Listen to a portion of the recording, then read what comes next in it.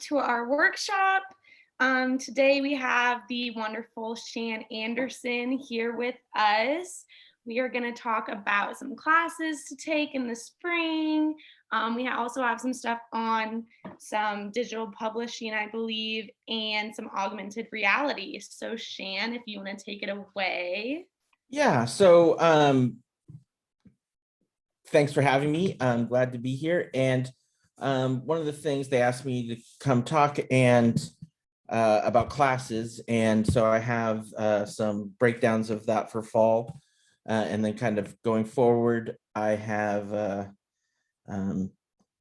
deck to share with you, or it's an e-publication about digital publications, and it's a class that I used to teach, and there hasn't been room in the schedule for it, so I kind of wanted to make you guys aware of it. We're probably going to try to turn it into a workshop in some way, but just kind of, you get a lot of information in Gateway and some of the WDC classes on Photoshop and InDesign, but mostly for traditional. And so I just wanted to give you kind of some next level stuff with that. So I'm going to share my screen.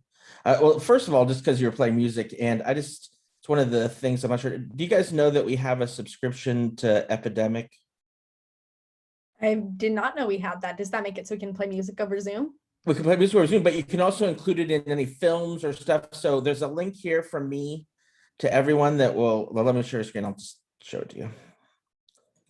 Thank you, Shanna. Actually, this will be very helpful to us because so Epidemic Sound Music Library, and so this allows you to have lots of songs for downloading, and again using in projects and stuff like that. So just a great resource that we're paying for. And again, if you're looking for background music for little videos, or spicing up presentations or something, it's just a great resource. There's a guide here on how to use it. And so just want to make you guys aware of that. And so let's talk about digital publishing.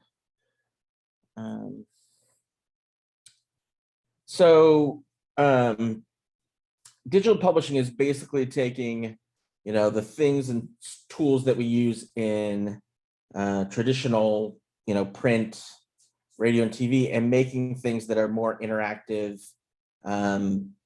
immersive, and time-based, right? So, and it allows us to embed rich media into them. So, let's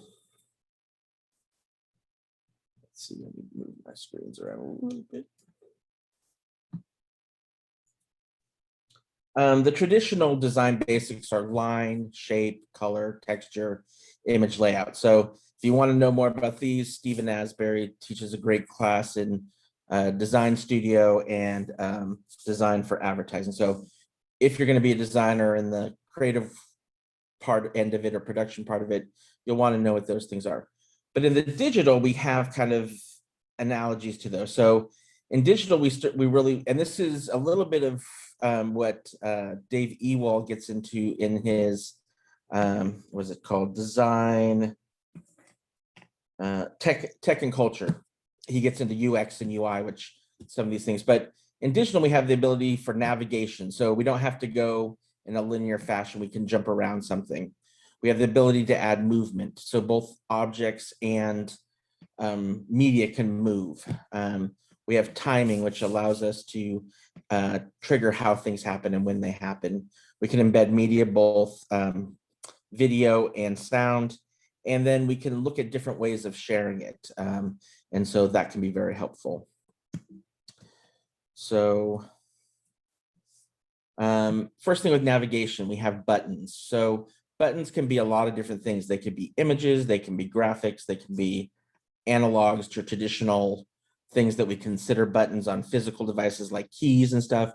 So that's one of the things we can do. Arrows give us directional, and again, with mobile devices, we also get gestures, but both of these allow us to integrate with devices that we can touch and we can feel, and we can swipe or scroll, or again, 2-finger pinch and zoom. All of those things are what allow us to get through a document that, again, if we just had a paper all we can do is have the paper, turn it to the next one. So, and we can mimic that whole feeling in a digital publication pretty easily by having page turns and stuff like that that are animations that build in that mimic that effect. So if we want that, we can have that. But there's all other different ways of interacting. So you don't have to be necessarily confined to a rectangle, things. You can scroll things up and down, so you can have really long documents, or you can scroll things back and forth to flip between documents or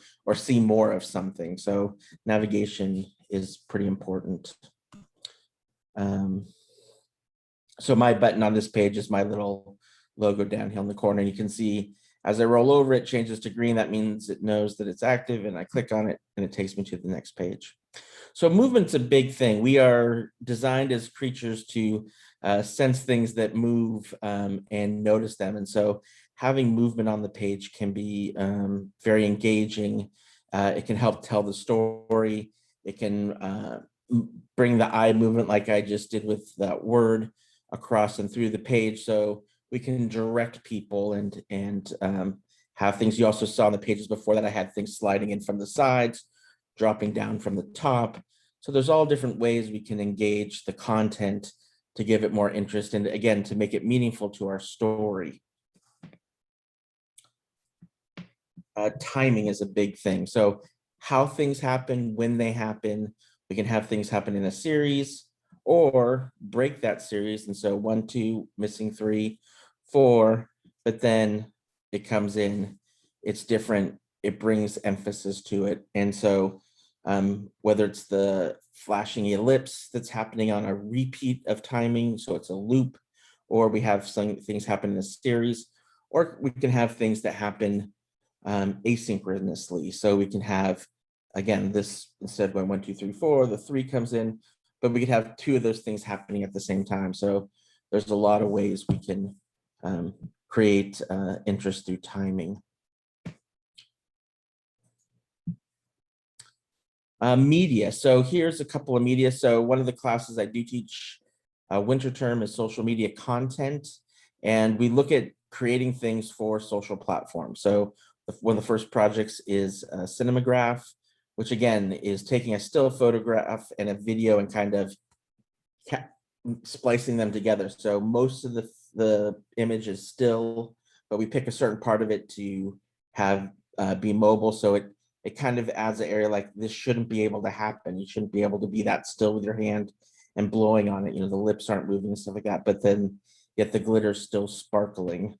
So we look at ways of, again, creating interesting graphics that do more than a still, but don't take up much more room than a still. So the other thing we talk about in that class is different formats. And one of the things that cell phones have brought into popularity is the vertical format. So we do little videos for how-to videos for using our phones in this format. So I think I have sound on.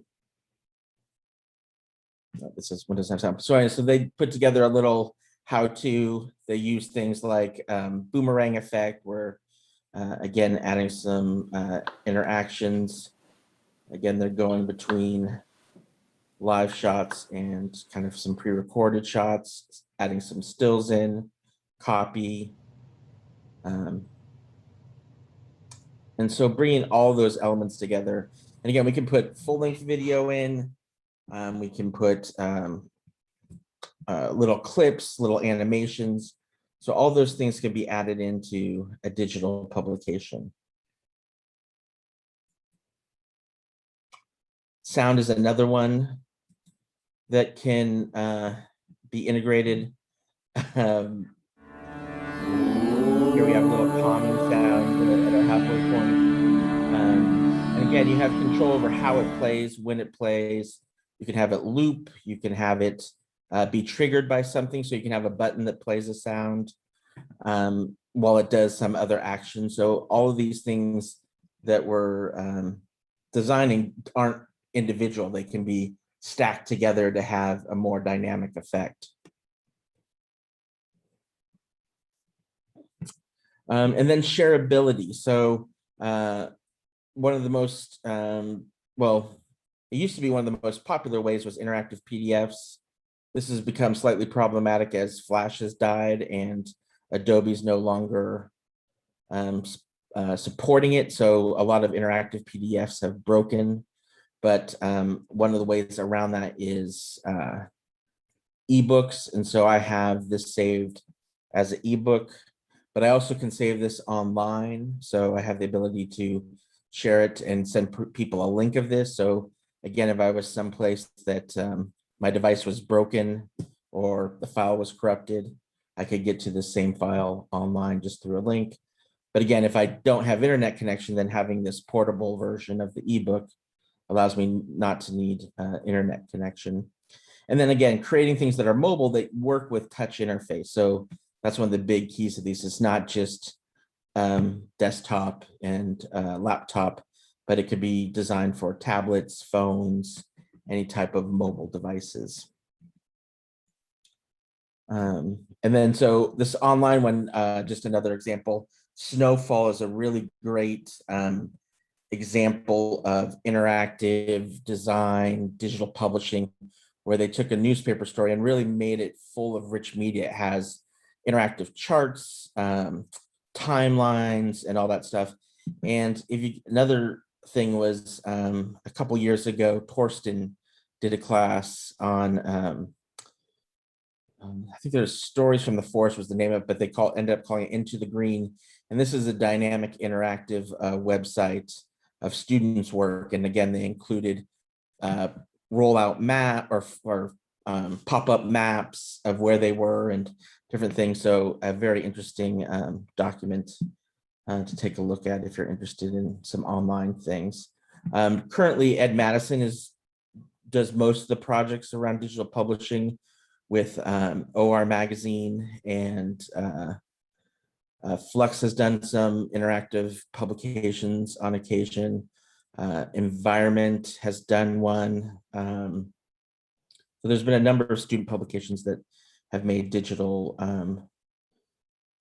work. Just kind of give you an idea of trends, and this is a little bit outdated now, but the growth of ebooks and the revenue from it has just exploded over the last dozen years or so. And this chart continues up. And again, with all the tablets out there and e-readers and stuff like that, it's a very lucrative distribution model. And I think it's probably about to hit its next 2.0 wave where it becomes popular again, partly because of distribution, partly because of the desire to, be nicer to the environment and wanting to, use less resources. And, when you talk about less resources, yes, it's the printing, but it's also the distribution, like to print a magazine and have it distributed around the country, it's on trucks and, going to newsstands where digital can just go through the Ethernet. So I think it's just going to see more and more growth. Oh, yeah, here's some student opportunities. So OR Magazine, which is offered every spring term. I think Ed's teaching it this term, and they're using ReadyMag now as their development platform. There used to be a program called Adobe DPS that we did, this issue particular was done on. Flux has done an iPad edition before. Again, can be created in using InDesign's digital publishing suite that I'll show you. Envision, that was the one. This one was a really amazing issue. They spent about a year making it, but it really had some great uses of the digital formatting and the interactivity for the content. They really thought about how to use the technology to help tell the story. We did something for the opening of Alan Hall's grant reopening that was a piece that they used kind of as a tour, a self-guided tour for the reopening of the building. So those are just a sampling of the things that have been done by students. Resources, so lynda.com. If you have a Eugene address, I would highly recommend going to the library and getting a Eugene library card. I think it might be free. If not, it's like $10 for the card. but they have a subscription to lynda.com, so you can get to all the trainings and lessons on lynda.com through Eugene Library.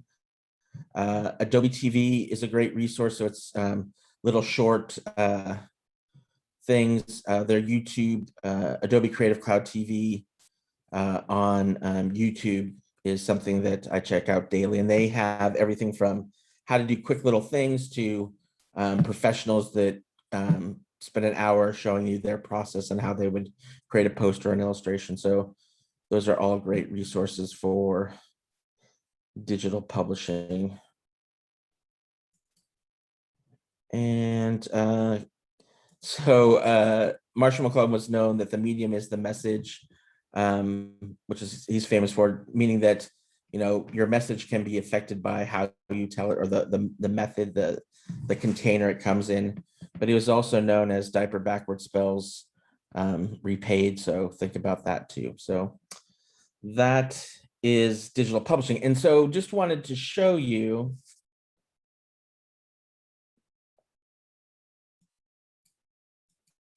what this looks like in real life. Here's the InDesign file. It looks just like static pages. And all I've done is use the digital publishing palette or workspace and the palettes that come along with that. So animation is what is used to, you see these little dots next to movement. This is given a path to follow just by drawing a line and connecting them. These two pieces, or these pieces are given, drop in from the top, drop in from the side, and this one's come in from the bottom. And this page has the timing of buttons first, then arrows, then gestures, and I can tell how long it takes to do that when it does that. Again, I could change it so they all happen at the same time by just linking them up. So now that would all happen at the same time in the piece. Again, this was just a timing thing of this one was already there. This one came in next. This one dropped down from the top. But if we look at the timing, it was 1, 2, 4, and then 3. And I had my little ellipses doing it on page load. So you can have lots of things that trigger the animations. So these are just, they look like they're called the posters for these pieces, but basically they're handled over here under media. So that's just a GIF or a JPEG. This one is the video, and I can scrub through. Well, usually I can scrub, my computer's overworking because I think I'm doing too much with sharing this over the screen and stuff. But normally you can scrub through and pick different frames that you'd want to have as the poster for it.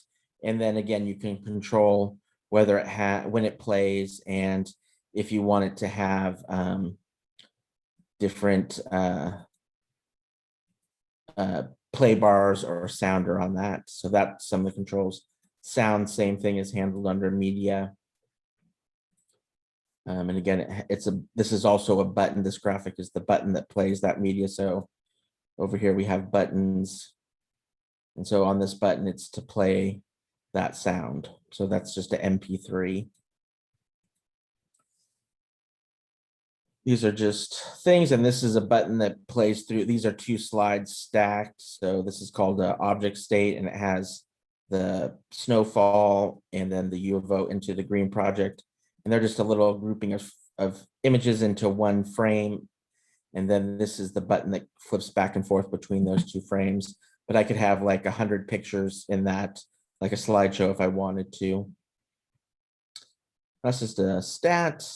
And then again, this is an object state. Oh, whoops.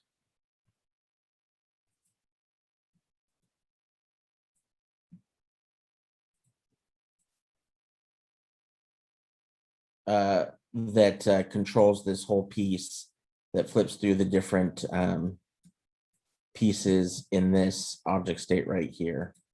And I just put a frame around it that looked like an iPad. So it has the different ones.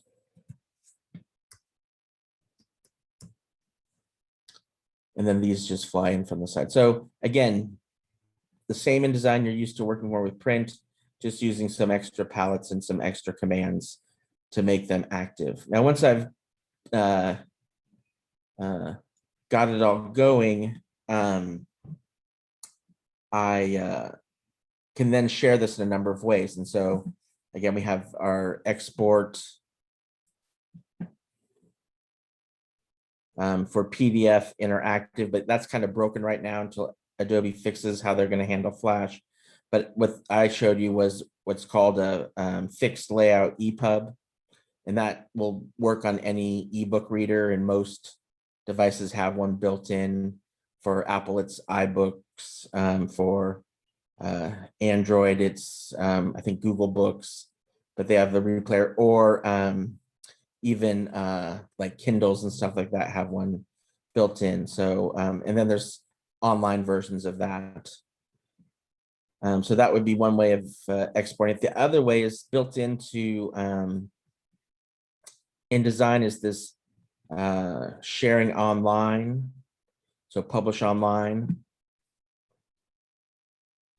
And it allows you to select a couple of things here. And I think I'm just going to leave it at default right now and hit publish and see what happens. And then it goes through and basically turns this into a web page. And so it's going to gather up all the data and all the stuff. And it's missing a couple pieces, but we'll see. Okay. I think it's missing the link to that video. So then it's going to upload it. This is the thumbnail. And when it's done uploading, it's going to give me a link.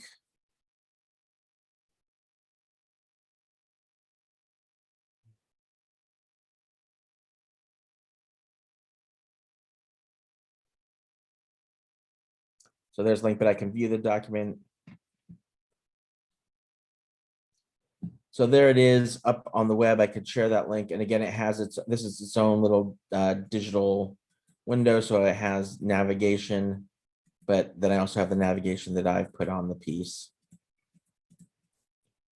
So again, more ways of sharing it. So lots of versatility, lots of advantages. And again, not that much more in actual prep or I mean, there's some, it's not nothing, but it's pretty basic, and you can do some really interesting things by the way you stack them up.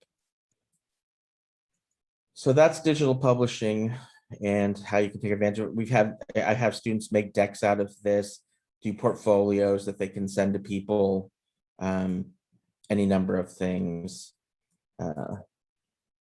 that allow them to show off their work or create pieces for their projects. So any questions? Awesome. Yeah, we can just open up to the room if anyone has questions, and if not, we have some prepared for you. So well, and then so any questions on that, and then I also want to talk a little bit about more about classes. Yeah, awesome. We can do this and then go into classes. Yeah. So perfect. So if no one has a question, I was curious what the biggest error or pet peeve you see students make when they're doing digital publishing, and then what you'd like to see from them going forward and how they can fix those mistakes. I think the biggest thing is not being bold enough or try, like it's adding the really interesting stuff happens when you add things together. Like everything I showed you was pretty basic. But I've had some projects where like they had a photo and then they had buttons that brought up little highlights, but then it also had a button within that piece that would then take them to Google Earth. Because that's the other thing you can do. You can go out to other websites and stuff like that. So it would take you to Google Earth to show you where it was, and then it would collapse back in. So I think, trying to be as bold and as really thinking about, and then the other thing that happens, and again, where I pointed out in vision, is treating it as an afterthought, like, oh, now that this thing's all done, I'll go in and put these effects on it. And It's much better if you think of like, well, how do we want to tell the story, and how can we use these effects to help tell the story?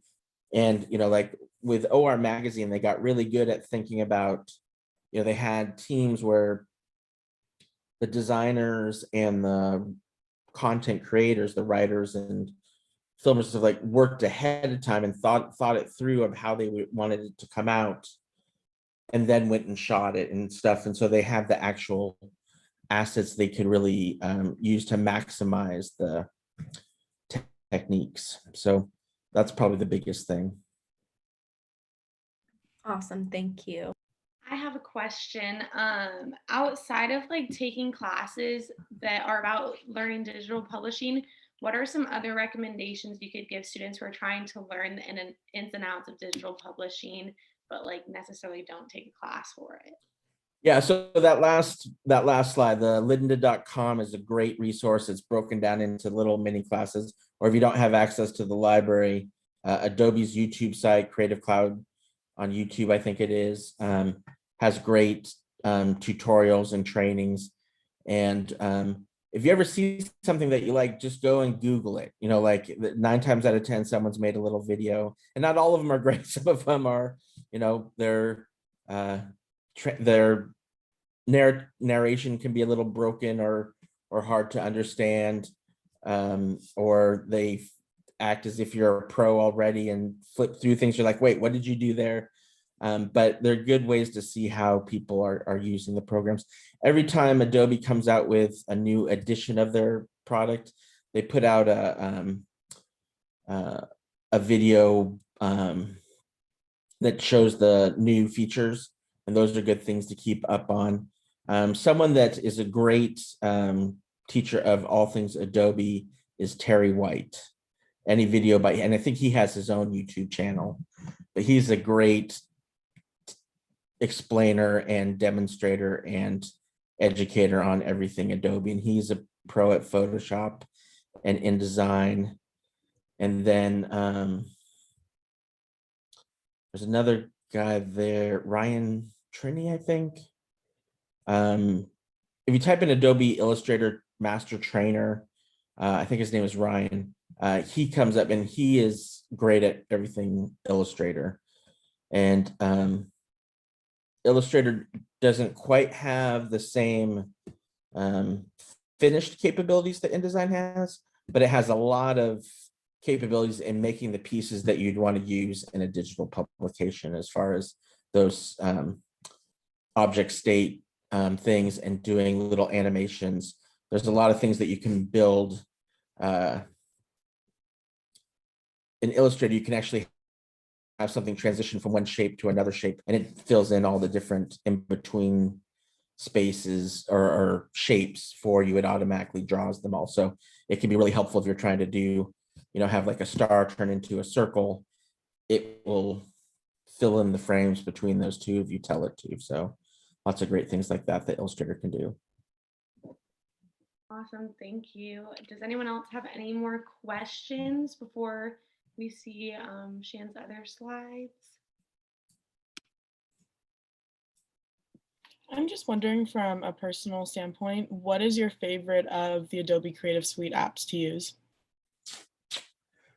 I'd have to say InDesign, just because like that's like my bread and butter. Like I grew up using Freehand, which was a program from a company called, it was originally from Aldus when I started using it, and then it got bought out by Macromedia, and it was the big competitor. So back when I was a designer and working at a firm, there was the Adobe camp and then the outside Adobe camp. And so Adobe had PageMaker, Photoshop, and Illustrator, and outside of that, there was Freehand and Quark Express. And so Quark and PageMaker were rivals, and Quark was a better program at the time, but PageMaker just was what was more commonly taught in schools for whatever reason, because it came as a package is why. And then Freehand was kind of like Illustrator and InDesign combined together. When Macintosh went to OS 10, all the software companies had to rewrite their programs in order to work. and Quark decided not to for some reason, even though they were the biggest digital publishing, or not publishing program for the Mac at the time, but they weren't. It was when Mac was still coming out of their pre-jobs kind of slowdown. So they decided not to. Adobe scrapped. Well, they bought Freehand. They scrapped PageMaker and built InDesign from scratch, incorporating a lot of the stuff from Freehand and the best from PageMaker, and made that program. So it was kind of the natural progression for me. And again, I think it has the most capabilities of the three programs. Illustrator can do things that the other two really can't, and it actually integrates better. If I could only have two, it would be Illustrator and Photoshop, because they play better together in some ways. And with those two, I can do pretty much anything. But InDesign makes it easier to do most of the things I like to do. And again, I do more layout design than illustration or photoshopping. Like my daughter's mom is a great illustrator, and my former boss is a great illustrator. Both of them prefer Illustrator, hands down. So it really kind of depends on what your workflow is and your preference. But if I had to, like I said, InDesign is my desert island program. If I could only have one program on a desert island, it would be InDesign. Well, I agree. So thank you. Now I have more. It's the most, in some ways, it's the most versatile and the most like ready, make stuff ready to go. The other ones are kind of parts making pieces. You make photos that you place in something out of Photoshop, unless you're printing large, photos on paper, which is fine. But Photoshop, you got to do something with it once you make it. Same with Illustrator most of the time, unless you're doing an illustration that's going to be a poster, you're going to put it into another size document. So it's easier to manipulate it in InDesign. Awesome. Well, maybe now we transition into your suggestions for classes for next term and the fall. Yeah. Take it away. So first, another little insider tip. So do you guys know how to get to, well, fall's now available, but say you wanted to look at winter thing. Do you know how to get to winter when it's not published? So if you look at the last, this number, so this is the fall schedule, it's 2021-01. So if you want to get to fall, you would put 2022-02. And that will get you to, well, let's just make sure that's working yet. Sometimes it's not set up quite yet, but if we would put 2 there, and I hit return. Yeah, so that's winter. Why it says 2023, I don't know. Well, let's see, maybe because it's 2021.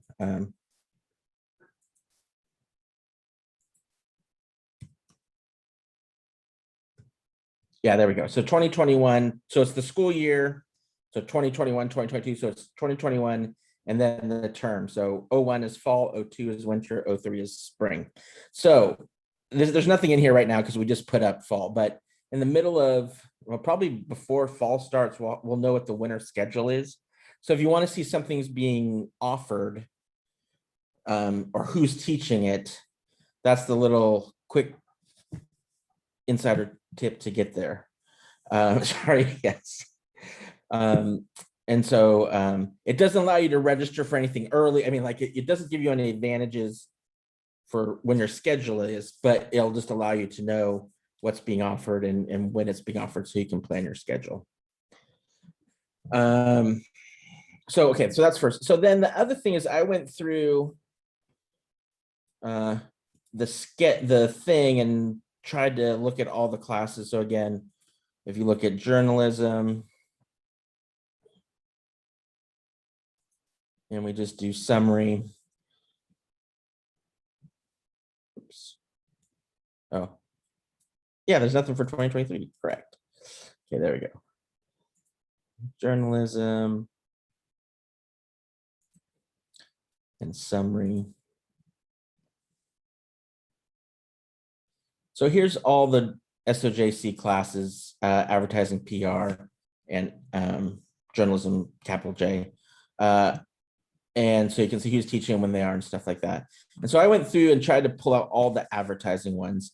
And then I kind of broke them down into 3 categories. So there's certain classes we offer that are like, well, creative strat, everyone has to take. And then everyone has to take campaigns at the end. We're trying to get it so that everyone takes writing design concepts. So you're going to see writing design concepts offered more than anything else except for campaigns, I think. Creative strat is just one of the biggest classes, so that allows us to get everyone through it. But because writing design concepts limited to 18 to 20 people, we have to offer a number of sets. So fall term, I'm teaching 3, Tom is teaching 2, and Dave Ewald is teaching 1.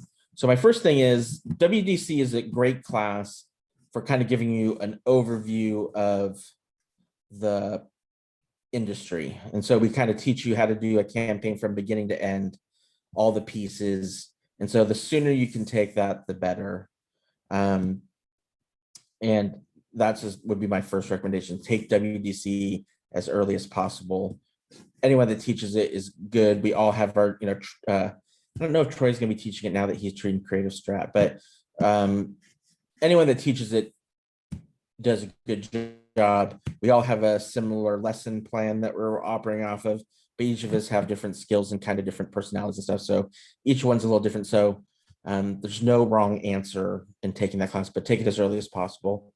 And I would call that a skills class because it teaches you the skills you need to know to have to work in advertising. It's a little bit of a career class in that it teaches you the spectrum of careers or the positions and kind of how they're different, but for the most part, it's a skills class.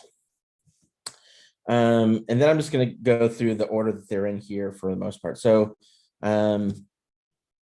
media planning taught by Senyo is a career class. So if you have any interest in media planning, media scheduling, the media side of the business, that's a great, highly recommend, 10 out of 10. Because it's going to give you the background you need in order to do that. It's, again, my little spiel, if you take my WDC classes, if you like working with people, if you like being schmoozed, if you like getting gift baskets, tickets to games, stuff like that, media is where you want to be. It's better than the account rep because you don't have some of the headaches that they do. And you get to work with all parts. You work with vendors, you work with media channels, you work with the creative department, the account rep, and oftentimes the client. So it's like besides the owner or the head of the agency, it probably has the most power because a lot of times it's control the budget too. So media planning is a thing. The other thing that's kind of interesting with what's happening in media planning is that it's being brought in-house to a lot of bigger clients, like because of the money that's involved with it. So it can be an interesting way of having more of a 9-to-5 job or more of a job if you're interested in working with one client, but want to be in the advertising world. It could be it's a good choice. The next one is account management, which is being taught by Chris, and he's a pro at that, right? Like he came from that area of expertise in the professional world at Goodby, which is one of the best, firms, especially when he was there. And so, again, if you're interested in working with the client and account management and understanding that area of it, it's a great class. I would also recommend if you're interested, if you're not quite sure what you want to do and you don't feel particularly strong in your production and design skills, I would definitely take that class to see if it might be the right thing. Because again, it's a very a lot of times account executives, account managers are the ones that end up running companies because they work with clients and they understand the big picture. Like they get to see all of it from both sides of the thing. So I recommend that. Paul Swangard is teaching campaigns. He teaches the most campaigns class. He's a pro. He also teaches a class. So that's a capstone class. So everyone's going to have to take that eventually. Usually you take that as your last term. So for somebody that are close to graduation, that would be thing. He also teaches a class in sports branding, which is relatively new. It's part of this cluster they're starting to formulate in the School of Journalism around sports. There's going to be Lori in journalism, and I'm not sure who in PR is going to be thinking, but kind of focusing on sports branding, and both branding for and advertising for teams and stuff like that, but also individuals, like how to create an identity and stuff like that. So if you're interested in that, there's Paul Swangard sports branding, and Troy is going to be offering a class called Sports Voice. And it's a workshop, and I'm not sure if that's going to be limited to athletes first go around or not, but it's on here. So I'm thinking I didn't see a prerequisite for it. Oh, maybe APV. What's APV?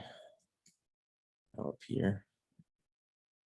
Has special meeting dates. Yeah, it's a workshop. Mandatory attendance on Duck Web cannot drop or after first day of class. Oh yeah, because it's a workshop. So yeah. So might be interesting if you're interested in sports. Okay, so Swangard. So we're losing Dave Karanda and Kim Sheehan. They're both retiring this year.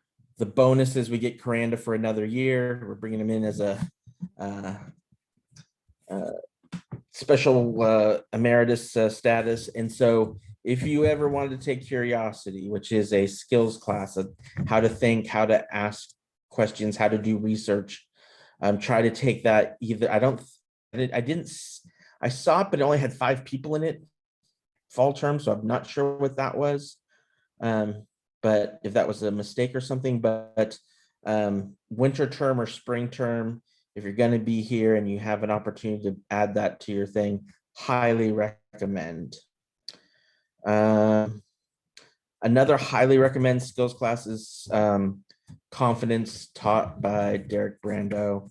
He's a magician when it comes to transforming you from a student to a professional.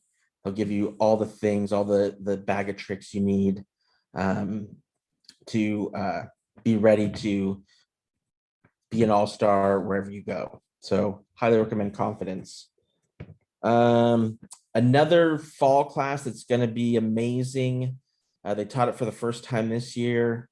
And if you're not quite sure where you want to go, but you want to be a strategist or account planner, strategic process taught by Alex and Jesso. So Alex is a Morrison, so he's part of the clan. He comes from good stock, but they're both professionals working at agencies, and they taken time out of their schedule to put together a class that's great.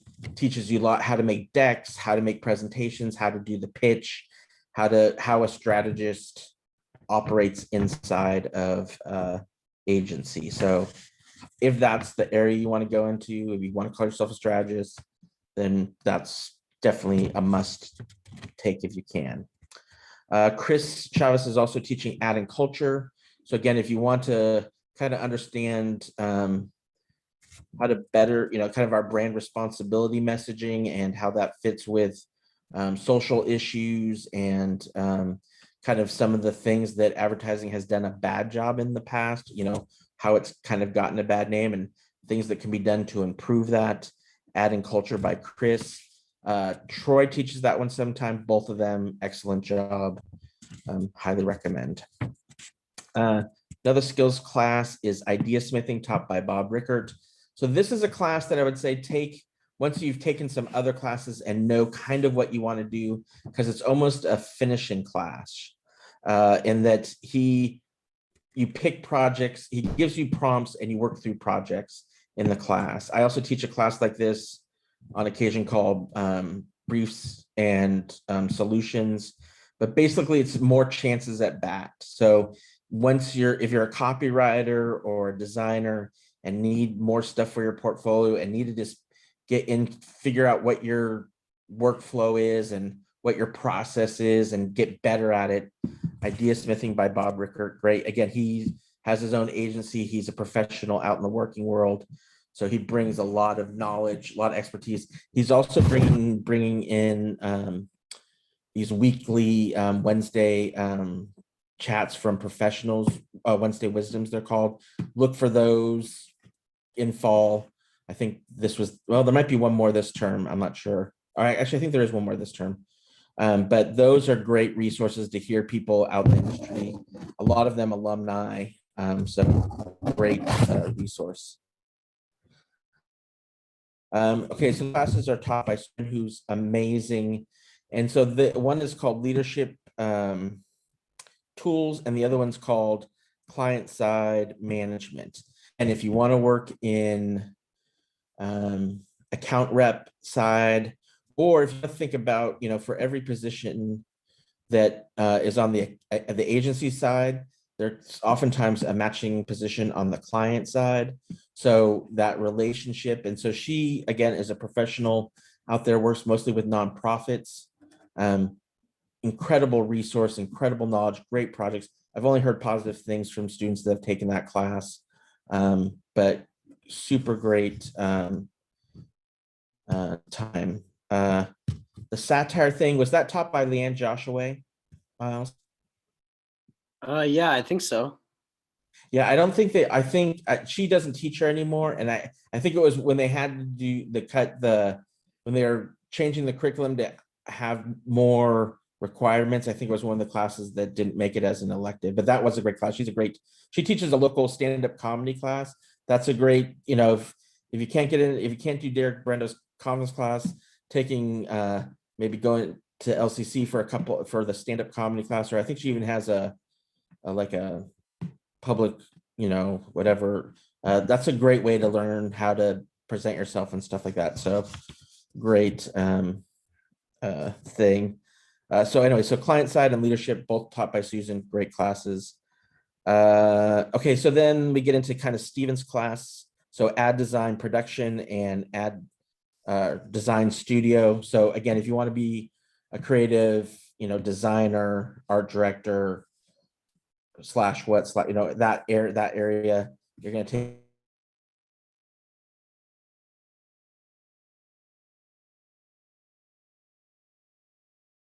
also teach add on. So Stephen is the one to go to for design and art direction, production, stuff like that.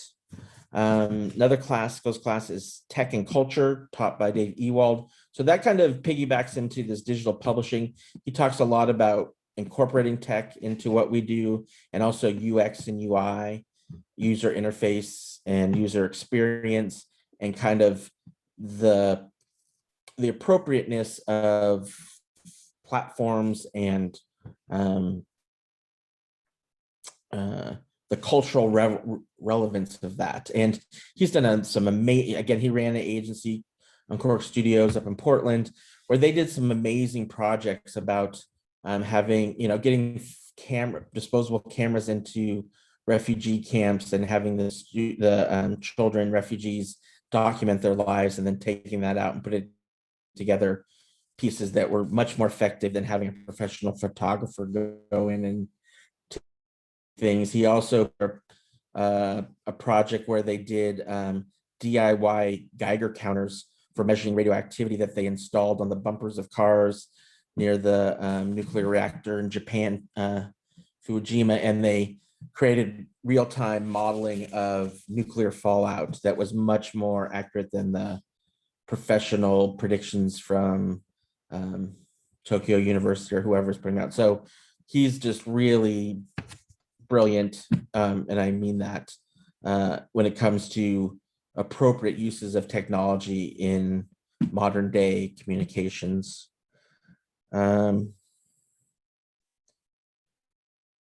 Oh, and then the other two classes, ad team, Tom McDonald's taking over for Dave Cranda on ad team. I think you already had to apply for that, but I'm not quite sure that. So if that hasn't happened, something to think about. It's a full year commitment. I think the team's going to be much smaller next year, more focused, more driven. If you've had any classes with Tom, you you know that he is driven. So, well, thanks, Mo, for clarifying that. So that being said, like this, I when I was a student, I got my I was a design student in the AAA school, which is now the design school.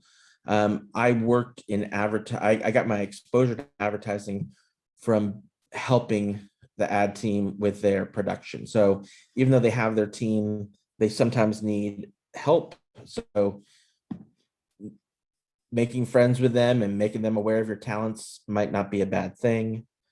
And then the other thing that probably can go through some transition, but is Allen Hall advertising, which is, I think, a class. And so again, I think they're hired for the year, but sometimes new projects come up and they need more people. So two things to kind of be aware of. And that's classes. Whew. Thank you so much for all that good recommendations and information. Does anyone have any questions they want to ask before we carry on? I just want to start over because I didn't know that I could have been getting gift baskets if I'd gone into media planning. I don't know why I bothered to do all the creative classes. I mean, I'm yeah. telling you, my dad used to always tell me that if he had his life to do over again, he worked for the federal government, he said he would have gone to be a judge. He says judges are the best job. I feel kind of the same way. Like if I knew everything I know now about advertising, I would have been in media so fast. It was like, she got so many tickets to Blazers games and all the concerts that used to come through town and in Portland. And it's like well, and it's not so, I mean, it's gotten less so it now because money's tighter and stuff like that. But back in the 80s and 90s, it was like, do you want a free car? You want to be in media? Like it was media, Wow. the agencies or the media organizations used to just take her out to lunch. And again, the gift baskets would during the holidays would just flow in, and she shared them with us, but she always got first dibs. So okay, I'm kidding about the free car, but almost not, like because what they would do is like they would do like the radio station would do a deal with the local car lots, and then so they would get cars on loan or lease, I guess is probably. And so then they would use them for different events and stuff like that. And so then they would have them when the events weren't happening. And it, like I said, it was medium buying. It's a good job. Well, and I don't know, again, if you take my class, you know this, but like media buying is a profit center for an agency for the most part, because for agencies that place advertising, there's a cost, but then the publications or TV stations or radio stations give commissions on those placements. So for every dollar you place, you get like anywhere from 10 to 20% back. And so at the end of the, one of our clients placed about $2 million in print every year with the RG. And so that would be a $200,000 kickback. So it's not bad. I might consider going into media planning after hearing that. I'm going to change while I still can. Do it while you can. Honestly. Unless you can't. Yeah. Well, before we wrap up, is there a place that people could contact you, either like a LinkedIn or an email, if they wanted to reach out and get some more pieces of wisdom from you? Definitely on LinkedIn is Shan Anderson at linkedin.com, and that's easy to find me. And then at the U of O, SHAND at Oregon.edu. So. All right. And before we wrap up, I see that Elliot, you had your hand raised if you want to ask a question. Yeah. So thank you again for the presentation. I just had a quick question about just classes and what you suggest. So I just finished my pre-major requirements, and I was wondering if you have any suggestions about in terms of the order I should take, in terms of going for a full major status. About So you just finished your gateway sequence, right, Elliot? Yeah. Yeah. Yeah. So one thing, Elliot, you're an all-star because everyone knows about you on the faculty level. So props for that. But so creative, you haven't taken creative strat though yet, right? No, I haven't. Yeah, so that's the first. So get into creative strat fall term, and Troy's Okay. going to be teach that. That's going to be a great class. And then I would say as soon as you can, take writing design concept, and then whatever of the career classes I mentioned that are you're interested, like whatever you think you're interested in. So one of the things is you might, I think you, let's look real quick. I would say take creative strat fall term, and if you can get into the strategy, the one with Morrison, strat process. Let's see. Well, let's see. Let's look over here. It should be easier to find. It's gonna be 400 level. Hold on.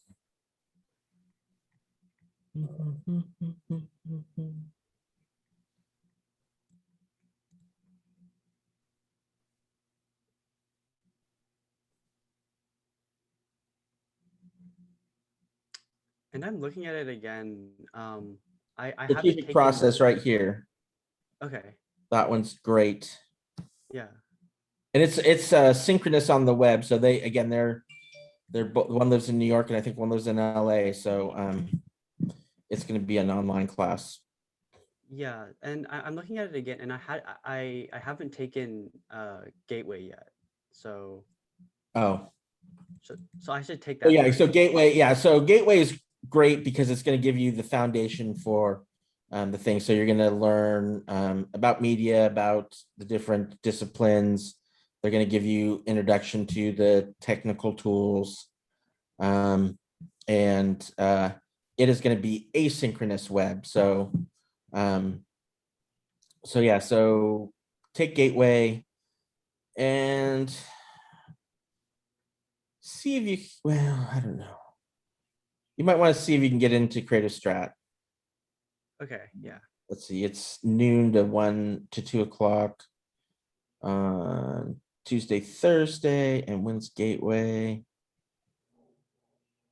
Gateway is, well, it's asynchronous, it doesn't matter. So yeah, so you might want to try, especially since you're coming from our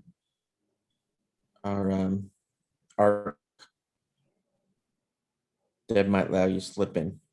Okay. And then, and in addition to that, get any other, you're still early in the process, so get your other mandatories out of the way. The sooner you get those, the easier it is to thing. And then the other thing, I guess I would say is, if you're going to be things that are good, if you're going to be a account side, psychology classes are really good. If you're going to be in art, taking some stuff from the design school, if you can get into the classes is good. Drawing is always a great skill to have as a art director, designer thing. So take a drawing class. Any type of, if you want to do, there's a bunch of digital media classes. Yeah, Nicole, right? Multimedia minor is great. Stuff for websites, any skills you can get, photography, again, either art photography or journalism photography are good classes. Again, I'm not sure, some of those you have to, yeah, I think you have to get through Gateway. So finding out other things outside of that. Cool. Thank Miles, you did you so have a much. question? Or did how, any other questions? Is that, Elliot, is that enough? Yeah, that's great. Thank you. You're welcome. Miles? I don't necessarily have a question. I just have a statement from like an older student perspective. Uh-huh. Um, Oh, yes, please. Yeah.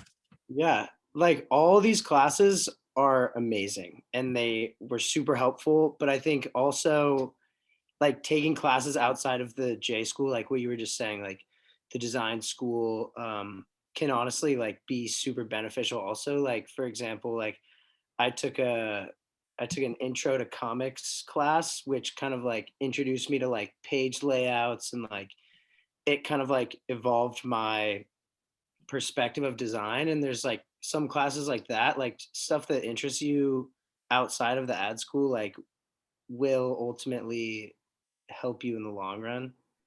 So don't count those out too. That's all I gotta say. Awesome. Well, thank you And so it much. also, and also the other thing that it introduces you to more, it increases your network, right? Like, especially the comics classes and psychology and stuff like that. It gives you, things that when you need to draw on things, I mean, obviously we have a great family, ad fam forever, but it helps to have some outside perspectives and stuff like that. So that's the other good thing about exploring other departments. Awesome. Well, thank you so much for coming in, Shan. I personally now have a very long list of classes I want to sign up for next year. Good. So everyone enjoy the rest of your Thursday, and thanks for coming in and chatting with us today. My pleasure. Good luck. And again, if you have any questions, or again, some classes get full, always reach out to the teachers. We're happy to put people on waiting lists. And again, lots of times, especially in the not so much fall, but winter and spring, some people over sign up for classes. And so, they first day they drop, and we're happy to scoot you right in if they don't show up. So definitely it's worth the effort. All right. Well, thank you. And thank you. Bye, everybody. Bye. Thanks everyone for coming.